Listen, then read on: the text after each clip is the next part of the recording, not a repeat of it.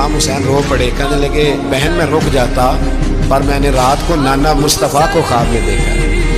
تو حضور نے فرمایا حسین اگر آج یہ رواج پڑ گیا نا یزید جیسے لوگوں کا تو قیامت تک پڑا رہے گا، پھر لوگ کہیں گے کوئی نکلا نہیں تھا تو ہمیں بھی نکلنا، پھر لوگ ظالموں کے سامنے گردنیں جھکانے کے عادی ہو جائیں۔ میں کہتا رہتا ہوں، کہہ رہا ہوں، کربلا کی جنگ کفر اسلام کی جنگ نہیں، کفر اسلام کی جنگ نہیں کربلا کی، کیونکہ یزید تو بڑا پکا نمازی تھا، خطبہ دیتا تھا وہ تو۔ جب امام حسین رضی اللہ تعالیٰ عنہ نے کربلا کے میدان میں جمعے کا دن تھا تو یزید کے سامنے کو بات کرنی شروع کی، عمر بن سعد کے سامنے، تو عمر بن سعد کہنے لگا حسین زیادہ باتیں نہ کر، ہمارا جمعہ لیٹ ہو رہا ہے، جنگ کے لیے تیار ہو، فٹافٹ آ۔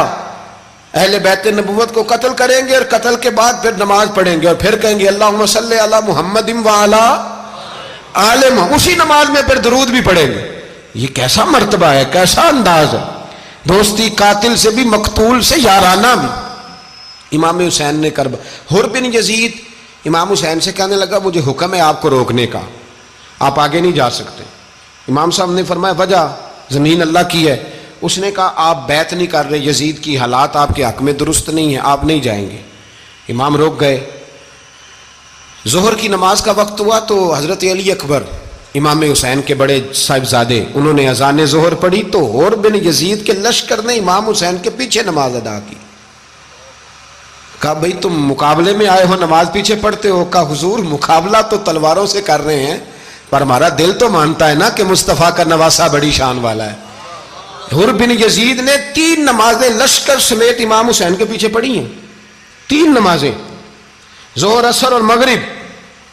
پھر امام حسین کے سامنے شرائط پیش کی کہ آپ کو یہاں گھیر لیا گیا ہے، یہاں آپ بیعت کریں گے، یہاں جنگ کریں گے، 2 ہی باتیں۔ امام حسین نے فرمایا نہیں بھائی بیعت تو میں نہیں کرتا، اس کے علاوہ تم جو کہتے ہو میں کرنے کو تیار ہوں۔ اس نے خط لکھا، عبید اللہ ابن زیاد کو ایک بندہ دوڑایا پیچھے کوفے، چند میل پہ کوفہ تھا، کہا وہ نہیں مان رہے، کیا کرنا ہے؟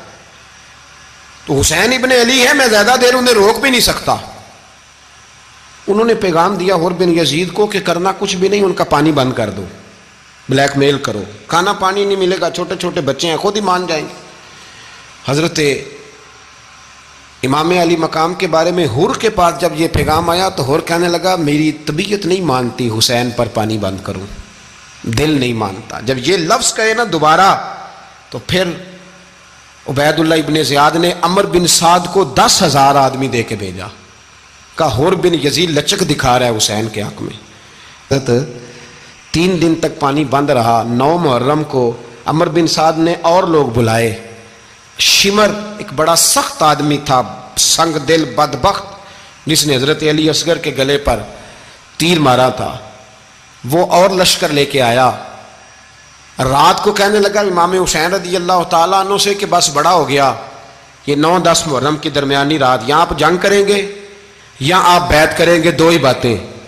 امام حسین اندر گئے، سیدہ زینب سے مشورہ کیا، باہر آئے، فرمایا بات وہی ہے جو پہلے دن والی ہے۔ امام حسین رضی اللہ تعالیٰ عنہ نے فرمایا بھائی بیعت تو میں نہیں کرتا، باقی جو تمہارا پروگرام ہے۔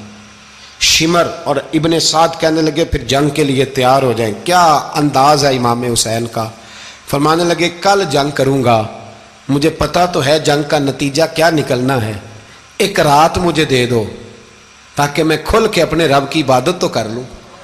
حسین نے جانا ہے، مجھے پتا ہے کل رزلٹ 72 اور 22,000 کا کیا 1 رات مجھے دو، میں مالک سے راز نیاز تو کروں، میں گویا اس سے پوچھوں تو صحیح کہ مالک میرے والد بھی شہید ہیں، بھائی بھی شہید ہیں، نانا کو بھی دکھوں میں دیکھا ہے، تو اب میری باری ہے تو مالک میں حاضر ہوں، مجھے موقع تو دو، اس لیے کہ میرے نانا نے بدر میں بھی ساری رات عبادت کی تھی، صبح مجھے موقع دو۔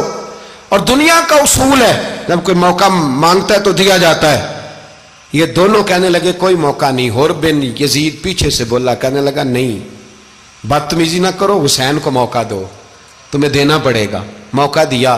حر بن یزید نے پھر منت کی، کہا حضور آپ مہربانی کریں مان جائیں۔ فرمایا ماننے والا کھاتا کوئی نہیں، یہ بڑا مشکل۔ سورج چڑھا، 10 محرم کا دن، جمعے کا وقت، جناب سیدنا امام حسین رضی اللہ تعالیٰ عنہ نے ریت پر سجدے کیے، لمبے سجدے، لمبی نماز۔ سورۃ الشمس کی آیات دوسری رکعت میں پڑھی تو سارا کربلا گونجنے لگا، کیا انداز تکلم تھا امام علی مقام کا. نماز مکمل ہوئی تو حور بن یزید، عمر بن سعد اور شیمر سے کہنے لگے واقعی حسین سے لڑو گے؟ پتہ نہیں کون ہے. قل لا اسالکم علیہ اجرا، تم نے نہیں پڑھا الا المودۃ فی القربى، تمہاری آنکھیں بند ہیں. الحسن والحسین سید الشباب اہل جنہ، تمہیں نہیں پتا؟ کہنے لگا چپ کر، حکومت نظر آ رہی ہے. اور بن یزید کہنے لگے پھر میرا بھی فیصلہ سنو، مجھے حکومت نہیں چاہیے، مجھے جنت چاہیے. حکومت نہیں چاہیے. امام حسین کی پہلی فتح دیکھیں، اور بن یزید ایڑی لگا کے نا یزید کے لشکر سے نکل کے امام حسین کے لشکر میں شامل ہو گیا. اور پہلا شخص جس نے امام حسین کو روکا، امام حسین کے نام پر پہلا سر بھی اسی شخص نے کٹایا ہے. لیکن یزید کی قبر پہ لعنت بھی کوئی نہیں برساتا. اس کا محل تھا بہت بڑا، لیکن جب لوگ کربلا میں امام حسین کو سلام کرنے جاتے ہیں تو قدموں میں حور بن یزید کا مزار بھی بنا ہوا ہے، اس کو بھی سلامی دی جاتی ہے. اور اب ہم اکیلا حور بن یزید نہیں کہتے، ہم کہتے ہیں حور بن یزید رضی اللہ تعالیٰ. اب ہم اتنی تعظیم کرتے ہیں اس حور کی. یزید کہنے لگا دیکھو اللہ نے مجھے عزت دی اور میرے مخالفوں کا کیا حال ہوا. تو بی بی زینب بول پڑی، اتنے صدمے سہے پر آواز توانا ہے، جاندار ہے. حضرت سیدہ زینب نے جب سنا نا کہ یہ کہہ رہا ہے کہ مجھے اللہ نے عزت دی، تو جناب زینب بولی. نعمان بن بشیر کہتے ہیں بی بی بولی، اتنے صدمے ہیں پر جناب زینب بولی اللہ اکبر. اس انداز میں بولی کہ پہلے قرآن مجید کی آیت پڑھی، کہنے لگی وَتُعِزُّ مَن تَشَاءُ وَتُذِلُّ مَن تَشَاءُ بِيَدِكَ الْخَيْرُ إِنَّكَ عَلَىٰ كُلِّ شَيْءٍ قَدِيرٌ. اور پھر کہنے لگی یزید تو بکتا ہے، کہتا ہے کہ تو عزت والا ہو گیا، یہ تیری حکومت ہے، 4 دن گزرنے دے، تجھ پہ کوئی لعنت بھی نہیں برسائے گا، اور میرے بھائی کا قیامت تک ممبروں میں اور خطبوں میں ذکر ہوا کرے گا، وقت گزرنے دے. جب جناب بی بی زینب بول رہی تھی تو حضور کے ایک نابینا سے آپ پاس بیٹھے تھے. جناب نعمان بن بشیر کا ہاتھ ہلایا، ہلا کے کہنے لگے کیا علی آ گئے؟ تو علی کی آواز لگتی ہے.